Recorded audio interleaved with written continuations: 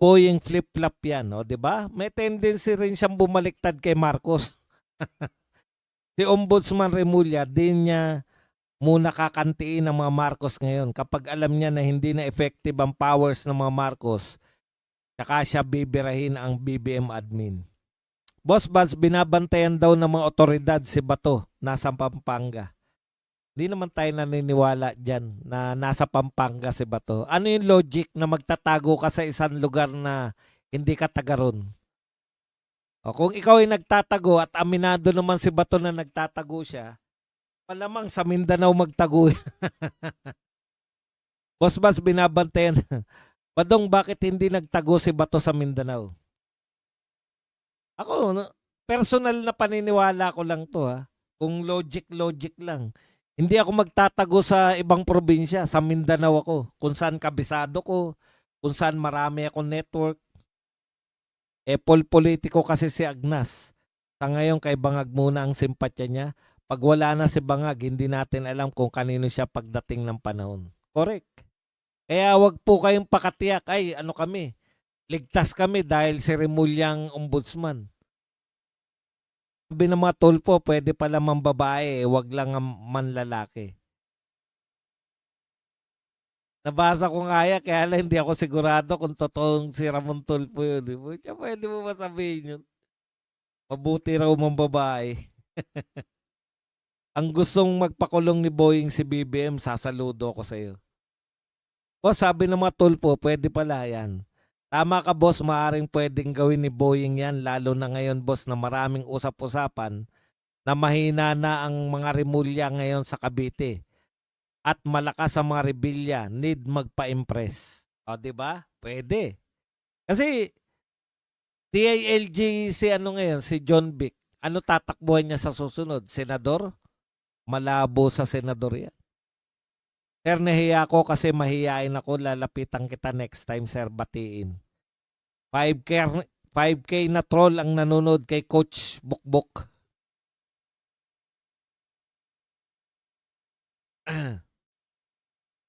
Okay lang yan. Ganun naman talaga. Hindi naman ako talaga sumikat kahit kakambyo yan si Boying. Ilalabas niya bank account ni Sarah galing AMLAC. Bakit naman ilalabas sa'yo? Korte ka ba? Marunong naman po sa batas si Boying. Hindi po yan maglalabas ng bank account. Anong palagay niyo kay Boying? Katulad niyo mag-isip? Tama, impeachment na harapin na daw ni Sara in proper court. Ito ang pagkakataon niya. Alam niyo, ipa-impeach mo muna Patsabilyo. Wala naman po sinabi si BP Sara na hindi siya harap sa impeachment eh. Gawa-gawa niyo lang.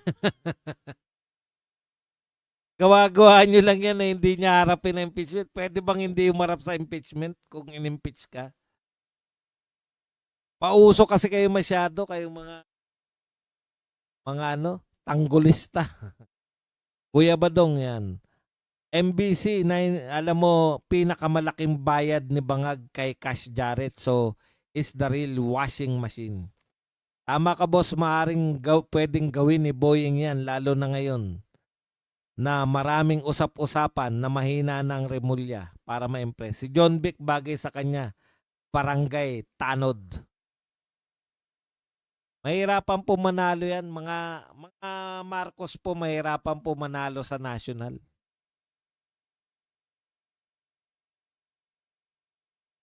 Kinakailangan muna nilang pa-endorse kay BP Sara. Yeah, pwede. Pero yung sila lang by themselves. Boss Badong, mayap aba-abak keka. Bombastic. Telefantastic.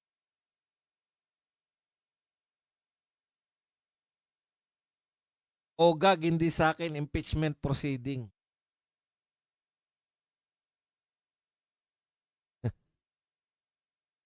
Ogag pala ako, ba't nanonood ka pa? Taga mo naman manood sa Ogag. Bakit pina-MR niya sa Supreme Court? Sige nga ba dong? Bakit? Bawal ba yun? Ang ibig nyo sabihin, kayo na nagsampa ng reklamo, ha? Mga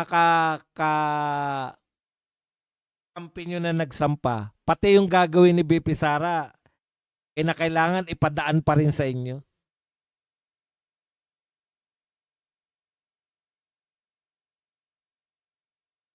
Lahat po ng pagtatanggol, ganun po kagagaling yung mga attorney ni BP Sara. Yung kayo palag ng palag, hindi nyo po pwedeng palagan yung ginagawa ng mga nireklamo nyo. Ano yung pwede nyo ba? Nireklamo ka namin ha, pero wag kang dudulog sa Supreme Court. Gumagawa ka na naman ng mga prediction mo. Wala akong prediction na lahat ito ay batay sa katotohanan. Akala ko ba harapin niya utot mo? Talaga. Na tangengo talaga eh, no? Hindi pa nga hindi pa nga naiimbitahan si BP Sara, binasura na ng Supreme Court yung impeachment niyo eh. Ito tanong ko. Bakit hindi niyo naman impeach si Marcos? 'Di ba dilawan ka Patsabilyo? Bakit ayaw niyo impeach si Marcos? Kasi kakampi na kayo. Ang tawag sa inyo, suka tae. Kain suka tae. Sino sa tingin mo ba sa mga hinog na magsenador na sa mga DDS? Alam mo, hindi ko alam yung tanong mo. Lahat po yan, hinog na yan kung iboboto nyo. Hindi naman po mga prutas yan eh. Hindi ko po maintindihan kung ano ibig sabihin. Ibig mo sabihin, may tatakbo na DDS na hindi pa pwede.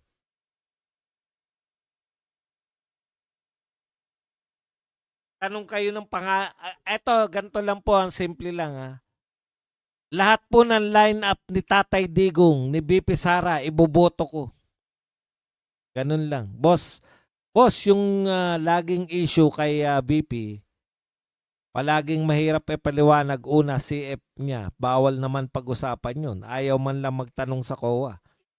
Kasi yung nag-audit, tapos lustay daw. Bakit wala man lang kaso?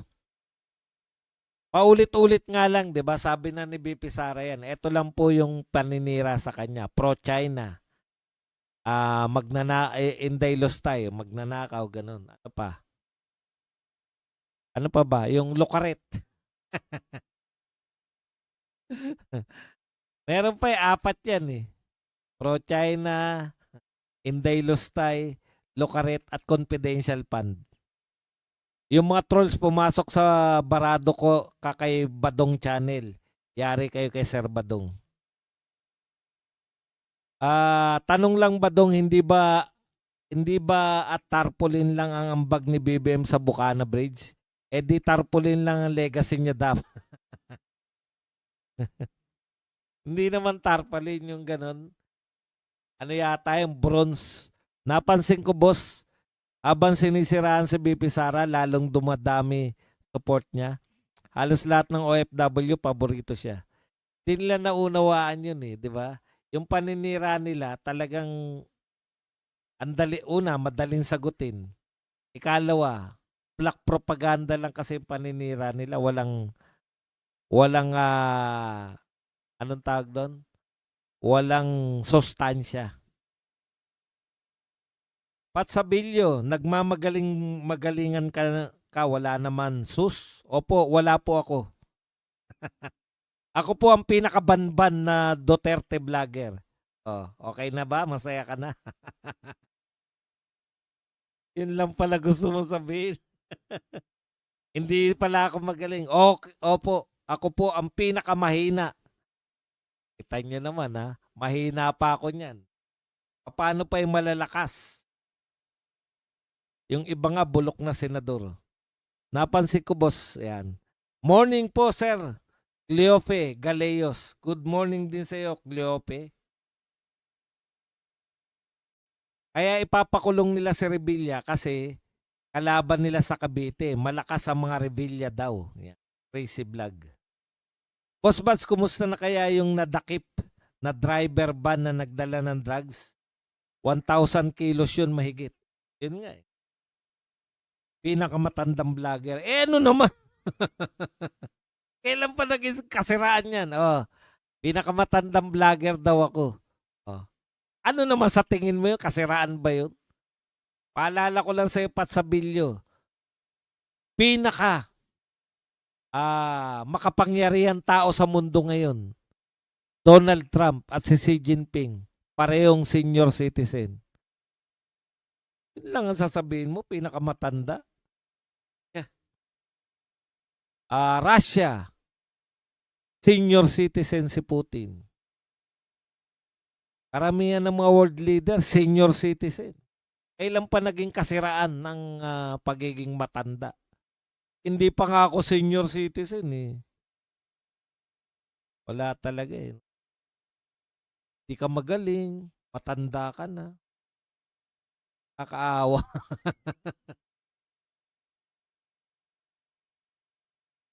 Naawa ako sa mga ganun, no? Yun lang ibabanat sa'yo.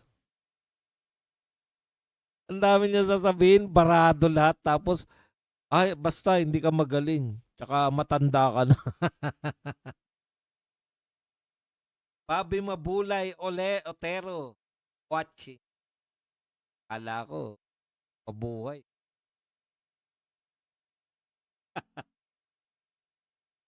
World leader ka ba? Sabi ni Pasabilio.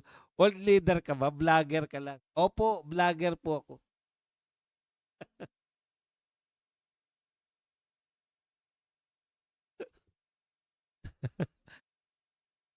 Nakakaawa ka kasi. Nag-react ako dun sa matanda mo. Matanda ka na. Kaya binigyan kita ng magagaling na matatanda. Na kailangan ko pa ba ipaliwanag sa iyo yun? Dapat naunawa mo na yun eh. Badel Trump eh. Eto, kanina pa to si Badel Trump eh. Bobong Aratilis, ang hanap buhay magsinungaling. Yan ang pinalalamon niya sa pamilya niya. Kasinungalingan. Pero yun mo, sabihan mo kung bobo, tapos narito ka pa rin.